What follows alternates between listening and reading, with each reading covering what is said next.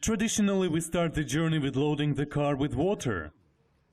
Today we're heading to the mining of orange garnets.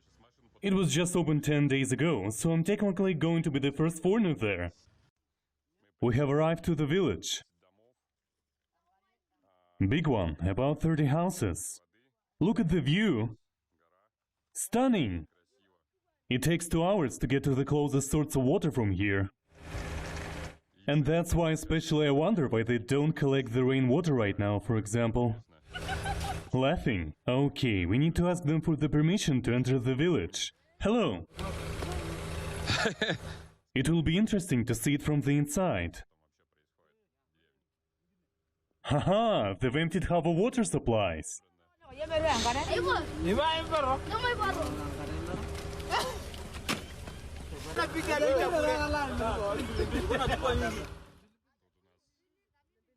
Locals seem to be very excited. I hope they don't mind me coming in their territory.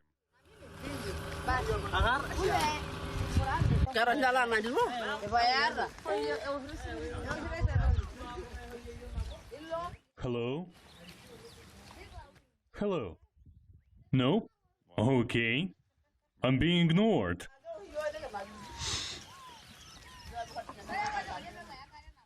Other kids respect me. Aha, now we're talking? That's right. Fear means respect. Just kidding, of course. And this kid obviously doesn't share my point of view.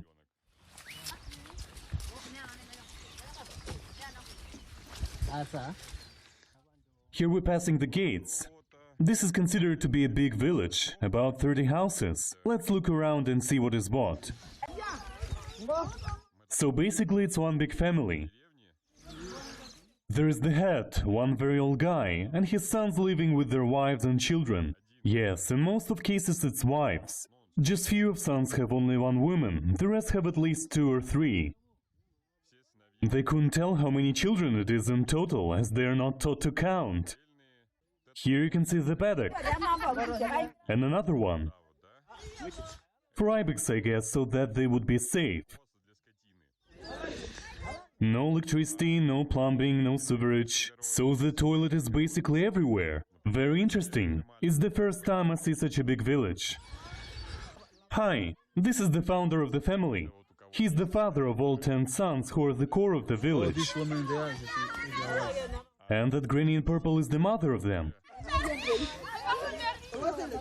Kids are running away from Zungo. He even left the water. We are talking to them concerning the well. They know at what level there is water, but they can't explain us because they don't know what a meter is. We tried to ask how many men tall as you it would be. The answer was 3 or 4. We also asked why they didn't collect the rainwater. They told that they just had never thought about it. But I believe it's because the rain is too rare thing to happen here.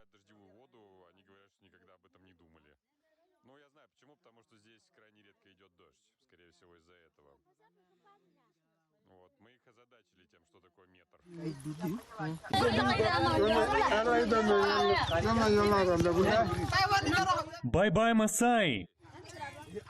Bye-bye!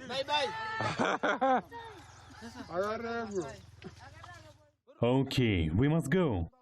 After all, we are here for orange garnets. Traversing hidden paths. The rain in Savannah is a super rare event. The road is turning into a complete mess. I don't know if you can see, but over there it's some colorful birds. Look kinda ostrich, but smaller one. Lots of them actually. Look what we've got here. Look how close to the road.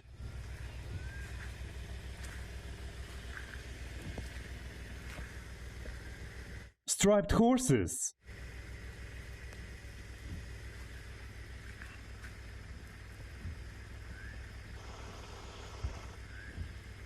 They're not afraid of me at all. Hey! Hey! No reaction. Can I approach them maybe? Nope. Ran away. Okay, we'll continue our journey then.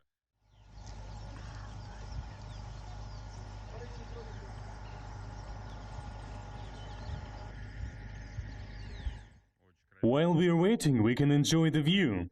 You can see there's some construction works there, and one of the car got stuck. They're trying to dig it out.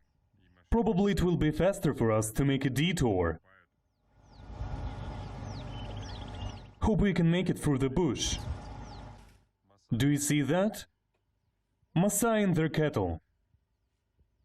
I guess you have noticed how green everything is now.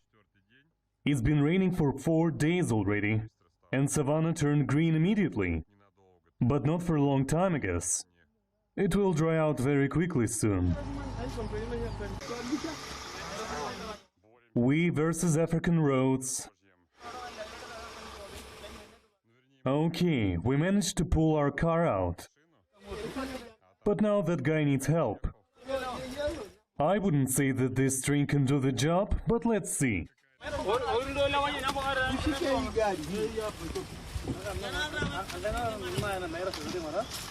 Okay, come on, guys.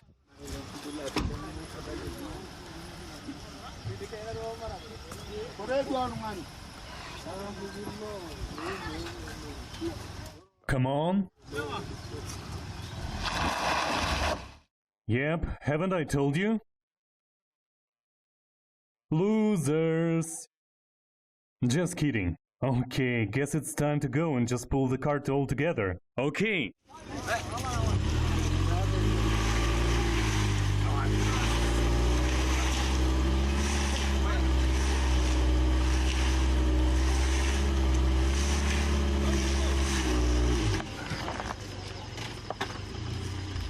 All together.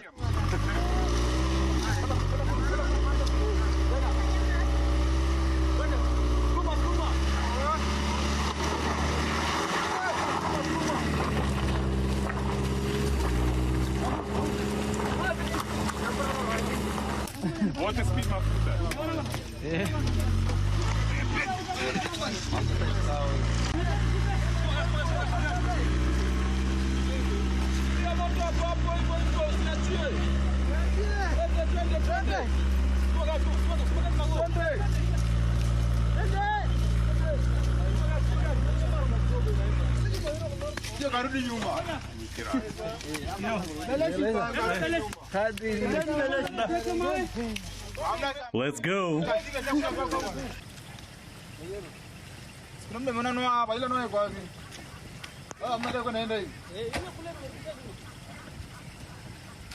I'll be the manager. Come on. 1, 2, 1, 2. Come on. Start.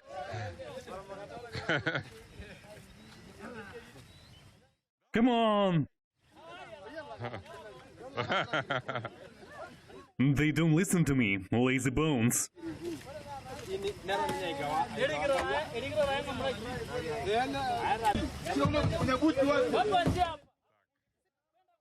One more attempt, and we go. No matter if they succeed or not, because it's getting dark here very quickly.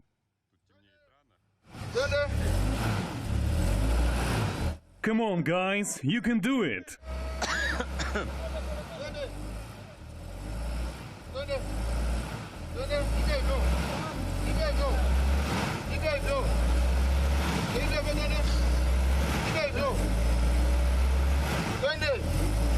Seems like they're still going to make it.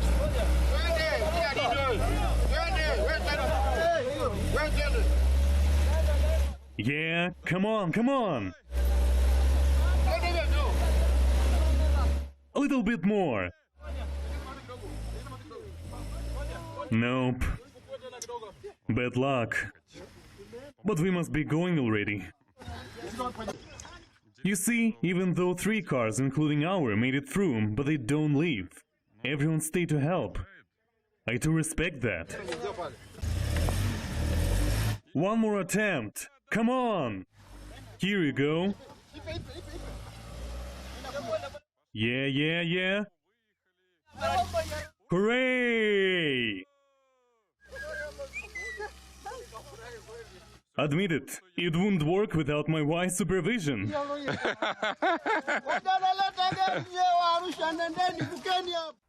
Hello again. So I'm in Arusha, near Kilimanjaro. Just returned from the trip to the orange garnets mining. You're about to see the episode when we popped in one of the local schools. And I'm going to explain you everything what needs to be explained, because otherwise you might find it difficult to understand what's happening. If you remember, recently I have visited garnet mining, which is located in a especially dry area. There children are often coming out on the road to ask for water. So I bought 1,000-liter cistern and sent it to the school. So it was enough to provide good drinkable water for children for some time. But it doesn't solve the problem, so I decided to bore the well for them. And no, it's not hype, it's greed. Because I noticed that whenever I help someone, my income increases several times. So this is just my very selfish karma investment. Anyway, it's on the way to that school we got stuck on the road. We had to meet them because there were some very technical questions to be answered. Like if they tried to bore before, how deep water is, and so on. When we arrived, there was the whole Maasai head management, the elders and chiefs. By the way, it appeared that in their culture the founder of the family is not the chief. He belongs to the class of elders. The chief is someone who is still a warrior. Therefore it's still a man between 30 and 50, who is capable of hunting, killing and breeding. The family founder can't do it due to the age, so he's out of the game. His role is to advise and guide. The chief is to be chosen by the people, like the best of the best. So at the meeting there was a chief, the elders, school principal, administration, counselor, and etc. All the kids gathered together to thank me, even though I didn't expect any of this at all. But they also insisted on taking photo with me to print out and hand on the wall. I was trying to refuse and flee as soon as possible, but they just wouldn't let me go. So after greetings they gave me 3 Maasai costumes. You might think that this is just a beautiful trinket, a souvenir which they give all tourists. However, firstly, there are no tourists here. Secondly, these are special gifts, showing that from now I'm a friend of Maasai in this region. That is to say, I can come to any village and will be welcomed with food, water and place to spend the night. I will check once if it's true. And then the chief gave me this thing. This is actually Maasai weapon. There are lots of scientific paperwork on it. And I understand why it attracts researchers. First of all, it's really unusual. Secondly, this weapon is wrapped in numerous myths and legends. Moreover, it has different names. Maasai don't have one language, but at least 4. So you can see in subtitles how the most popular names are spelled. So this weapon serves just one purpose: killing people. It's not to be used against animals. So basically it's a type of mace. Do you see this small knob? It's designed to focus all the power of a blow in one point.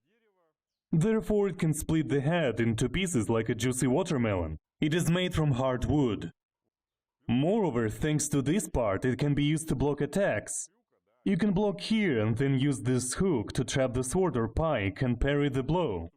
So, if you remember, I was telling the other day that Maasai society is divided into groups, which has different age and status. So youngsters look like children and teenagers. They're not allowed to carry any weapon. They do have a pike, but without the sharp tip. It's just to let them learn how to live and move around with thing on hand all the time. Only after initiation, which involves severe physical sufferings, they're given a sword and the tip for the pike. But this is not a common thing to get. I asked what you're supposed to do to be given it. Option number 1 is to kill a lion. The second option is to kill an enemy. And the third option is to be a man who can make others listen. In other words, the man who everyone respects. So when the voting in the tribe takes place, the right of vote belongs to the elders, chief and people with that thing. So when an owner of that kind of weapon wants to speak, he just needs to raise it above his head, and everyone would listen then. Of course, in Zanzibar you can find heaps of those, but they're fake, because the true one must be made from the holistic piece of teak. Basically it shall be a branch with some kind of massive wood knot. Mine has some marks, so obviously it was used. Probably even with certain success, because I see here a cross mark. I don't want to think about what this could mean. The souvenir style would be made of palm tree and just painted to look similar. It's interesting that young Maasai who come to Zanzibar to earn some easy money go straight to the market to buy one of that fake maces, to wear it proudly in front of tourists and each other. But basically they're just showing off. They can come back to the tribe with that. Because you obviously be punished for such impudence. Because you can't just buy the sign of respect. You must earn this and be given to by the elders. Some of them, by the way, try to make some sort of business. They say to naive tourists that this one mace is a family relic, and he's ready to let you own it only for big money. Then they agree to give it away for a fair price of $50. And as soon as the happy tourist fades away with his happy found, our no less happy Maasai goes to the nearest shop to buy another one family relic for $10. Well, why not? So I've got my mates for arranging the well for Maasai tribes near the local school. And again, my only goal is an immediate karma cashback. All of this is just a pleasant bonus. Now we have arrived to the school near Mundalala village. I'm talking with the teacher about the water. We need to know if there are any signs of water sources here at all, and at what depths it might be. Do you see that tank over there? This is where they try to collect water during rains, which are a really rare thing to happen. One more over there. Let's go inside. Hello, children. How are you? Nice. And what are they studying now? You see? Good lads. Everyone goes to school. Now they are free now. Huh? Now they are free, just studying themselves. Oh, just doing their homework. Okay, all of them are Maasai, right? Yeah. And some children don't go to school. We saw a few kids on the road. They come back to home. No, I mean someone is not studying. Hiyo wengine so lakini wanatarajia kuendelea kuja na kuja shule kwa sababu bado wana. Okay, so let's just discuss where we're going to bore and what do we need for that and go on our journey. We asked if there were children who didn't go to school, and he showed us the special table. This line means kindergarten. There are 158 boys and 144 girls. That's 302 in total. Then the grades, first, second, third, and etc. And Vemka means children who don't go to school. Just 19 kids.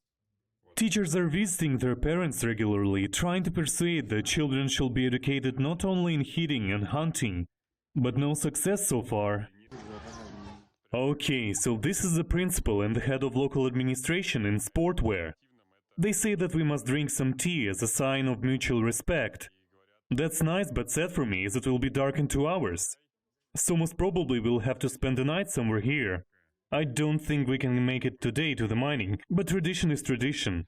Can't say no.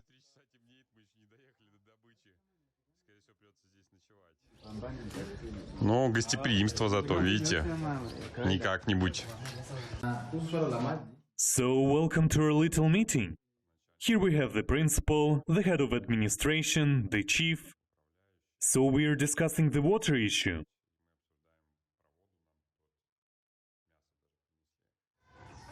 About water, they really need water because you see, they don't have water in the school. They only depend on water in the rain. Keep the tank it there, as you see. So they really need water. So sometimes rain didn't fall for many months. And how far away do they take water? How do you unafanya imani kutoka kama mna moja? Ni kwamba tukitegemea mvua ambayo ni miezi miwili mitatu. Ni mwezi wa 12 wa kwanza wa tatu tunakosa miezi mingine kwa ni kiangazi. Sasa tuna kisima kimoja kiko mbali kidogo ambayo ndio tunaangania na vijiji na mifugo wote tunashare kisima kimoja. Kwa unaweza kukuta watoto kama foleni masaa mawili kusubiria. There is one tank a bit far from here. If there's no rain, because the rain is here for 3 months only. Yes. So by the time there is no rain, they have to take water from the other side, which is the tank for the district. And the children has to go there for and waiting there for about 2.5, 3 hours just to take water. So they are really in need of water. Okay. Understand. Kwa upande wa gharama kama uturudisha. I was given a special Maasai bracelet and some special clothes. Wow, that's real wool. I love Scottish patterns. Okay, thank you very much everyone. See you next time. Bye bye.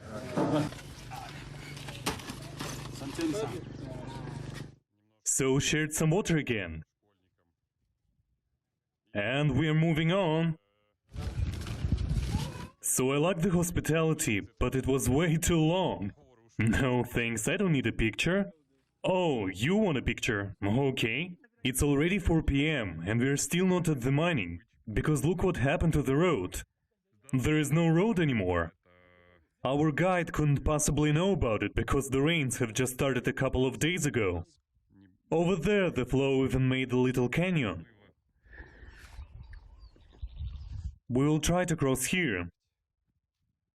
Hopefully we won't get stuck.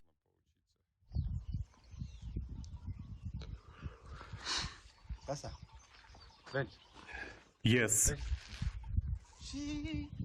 Yes, can go, I think.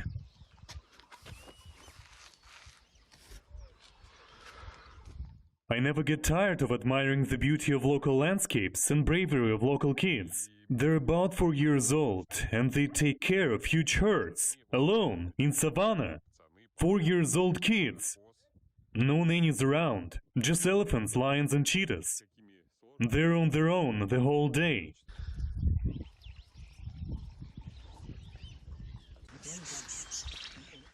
The road suitable for a car is over. Now we have to walk. We are heading to that mountain. Less than a month ago they have found orange garnets over there. And the mining has started less than 10 days ago. I'm going to be the first person from the outer world to see it. Super excited. It will get dark really soon, so we'll have just a quick look. And if it's worth of coming back, we'll need to spend a night somewhere here and come back in the morning. Otherwise, just see how it's being done, do some networking and return to Arusha. I'm very satisfied. It's very orthodox true village mine. But look at the quality of garnets. Rich neon orange. Seems that I've never seen anything like that. Super bright. And the quality is very decent. I don't know about bigger ones, but these little crystals definitely have some reddish neon shine. Aha, the big ones are very much okay as well. The same neon red radiance. Rich and juicy color. Let's ask if they have even bigger ones. Because this one will lose 70% of their size in the process of cutting. So even though now they look big, it will be about 1 or 0.5 carat in the end.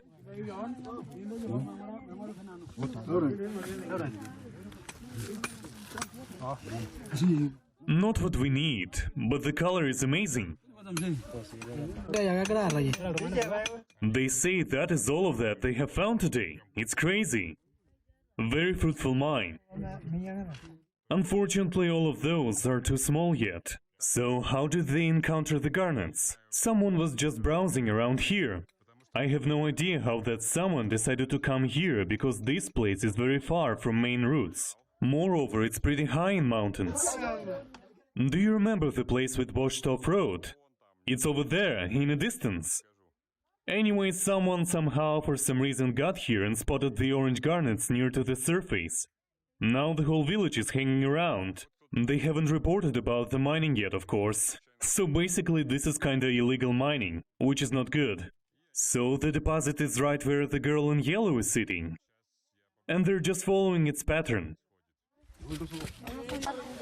We can see that they haven't advanced much yet. Seems like they crushed the crystal instead of cutting it out carefully.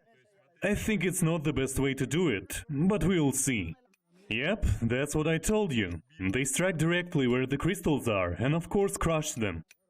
Well, they're not miners. Nobody taught them how to do it right. Oh, you're kidding me. No! I can't look at that. What are they doing? Barbarians. I mean, in terms of mining. No technique, no rules. They just strike the rock and that's it. And as usual, 2 guys are working, the rest are just helping with their looks. Now I see why they don't have bigger pieces here. They crush all of them with their own hands. I will ask if I can try. Such a pity. The stones are beautiful, but such a waste.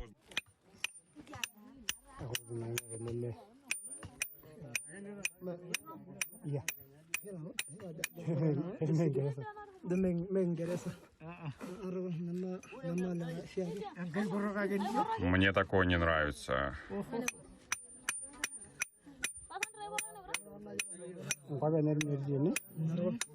My eyes are bleeding already, aren't they? Come on, you're going to... Yep, crash the crystal again. Told you.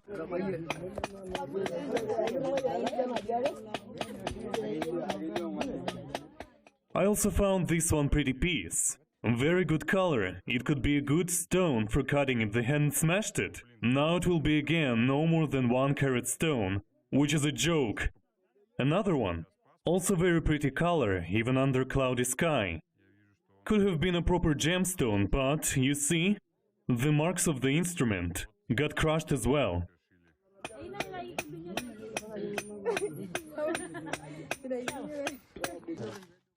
I found the second spot, and some instruments. The question is it the beginning or is it the end? It could end after the first 50 meters. At this stage, all of mine stones are not suitable for cutting. Good thing that this spot is not so crowded, as obviously now the whole village came to the mining. I guess they're a bit confused and don't know what to do. Meanwhile, my driver started feeling unwell. That's strange. Even I did pretty much well with climbing, even though I haven't been doing much sport for quite a long time. Maybe he didn't drink water today. Emmanuel, did you drink water today? That will be the first time he drinks water today. Well, that's the problem. Here you need to drink water. Look, 2 workers. One holds the instrument, one strikes. The rest are watching. Good job. Emmanuel, don't worry, I can have another driver, it's okay. Yes, yes. I can leave you here. Just kidding, of course. So now we have 2 options of our future action. If my driver doesn't start feeling better, as you can see he's still walking a bit very much straight, we'll go to the hospital. What if he's having heart attack or something? If he comes back to normal, then we can stay for night and cook with the local chief their traditional Maasai meals. I can tell by the sound that over there someone is mining too. Let's have a look. So the conclusion. The mine itself is super rich. The quality of stones is excellent. But all that inexperienced in mining Maasai just keep destroying them. How it's supposed to be done? You cut out the piece of rock and then try to cut off one layer after another until you get access to the crystal. But these guys just keep striking. That's why we won't get any big stones here. I think the government must know about that mine as soon as possible, so they would send the proper miners team and engineers to stop all that nightmare of a gems hunter. Because my heart is literally bleeding while I'm watching this. And this is a typical example of golden fever. Or garnet fever in this case.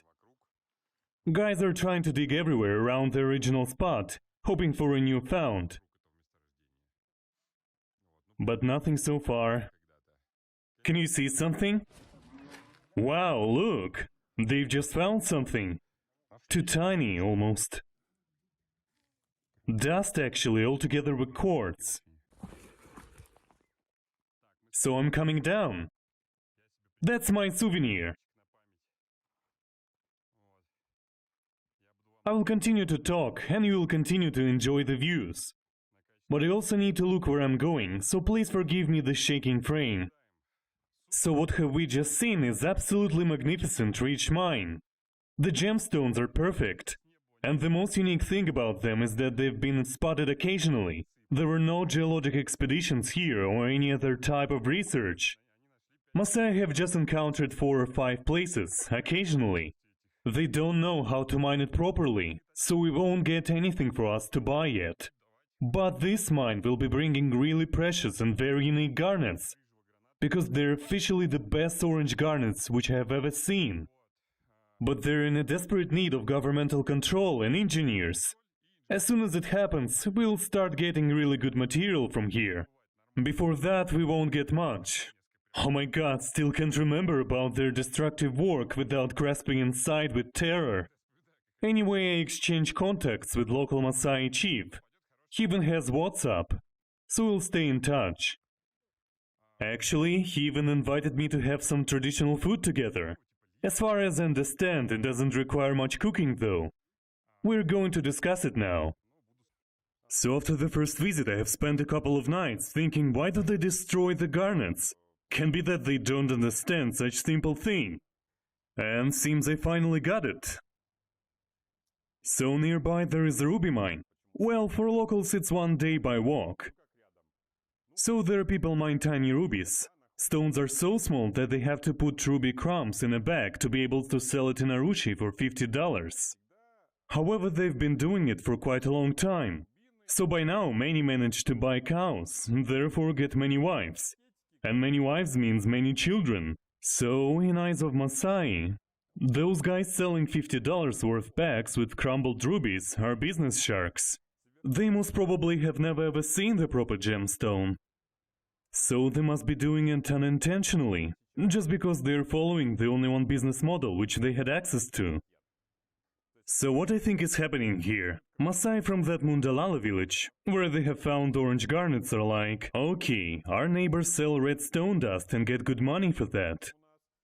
Obviously because they have got more cows than us, we'll get the same gem dust but orange, sell it too and become wealthy like them. But nobody said them that if they cut out the undamaged crystal properly, they'll get paid $50,000 instead of 50. Therefore, they just continue to do what they do. It's such a waste of wonderful material that I'm very close to reporting on them to the government just to stop this madness. But of course I'm not going to do that. I believe someone will still do it soon. Because now it looks to me the same way as if someone cut the painting of Van Gogh for Da Vinci to use them as floor cloth. And I also know that many of you would like to know if my driver has recovered. So when we returned to Arusha, he was sent to the hospital and given a proper treatment, as indeed he had a kind of a heart attack triggered by sunstroke and dehydration. But he recovered. One night cost him about $40, but even that was covered by insurance. So after all, he was okay. Who could even imagine that 30-year-old guy who is used to local climate would make such a stupid mistake?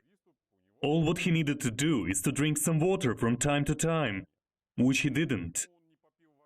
Maybe he forgot about that because it was cloudy and not so much hot. But still, even in such weather in savannah, you need to keep yourself hydrated. It's very important. If you ever go on a journey in Africa, always keep it in mind. Water and head cover, all the time. You don't want to take a risk. Just imagine what would happen if he felt even worse. There are no hospitals in savannah. And about the water from the school. They told me that in the nearest to them village, the water was at depth of 250 meters, and the whole project cost about $50,000. Because you have to pay for the fuel, accommodations and heavy machinery, and so on. But I still want to try and do the same for that school. But I don't know when it happens. Because in Africa everything is always very slow. But we started working on it, and as soon as we get the result, I'll make a video and post it. One last thing that I wanted to share with you. I spent here all day, from morning till the very evening, and as you can see I'm very quite enjoying myself here. The nature is beautiful, and no scary animals or insects, not even a mosquito. Why am I telling this now? Because in most low-budget movies or books, they like to create the image of dirty, awful and dangerous Africa, where you would be eaten alive after 5 minutes. But I'm a living proof of the opposite. So Africa appears to be not that much scary thing. And that would be all for today. See you later.